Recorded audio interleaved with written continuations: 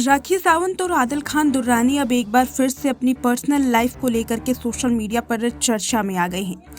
आदिल ने जेल से बाहर आने के बाद सोमवार को पत्नी राखी सावंत को लेकर के कई बड़े खुलासे किए।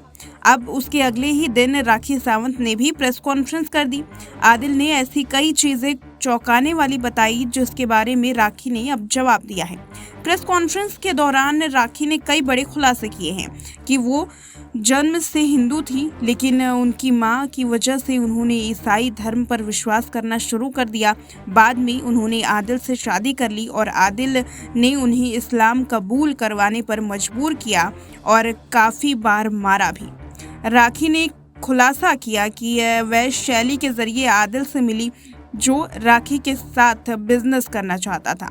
आदिल का सेकंड हैंड कारों का एक छोटा सा कारोबार था और राखी उससे मिली थी क्योंकि वह एक कार खरीदना चाहती थी।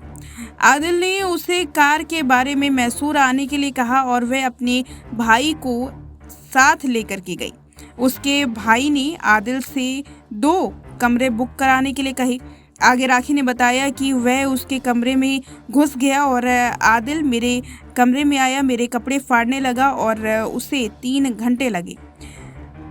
अगले दिन राखी और भी बड़े खुलासे करते हुए नजर आती है। अगले दिन के बारे में राखी बताती है कि अगले दिन आदिल ने राखी से कहा कि वह दुखी ना हो, वह उससे शादी करेगा। राखी ने बताया कि आदिल की इस बात से मेरा दिल पिघल गया।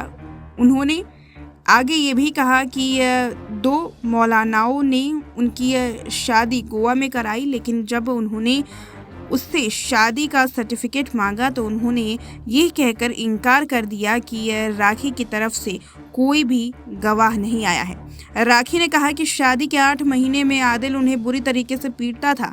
राखी सावंत ने खुलासा किया कि बिग बॉस मराठी छोड़ने के बाद वह प्रेग्नेंट थी, लेकिन जब आदिल और उसकी गर्लफ्रेंड की सच्चाई के बारे में पता चला तो उसका मिसकैरेज हो गया था।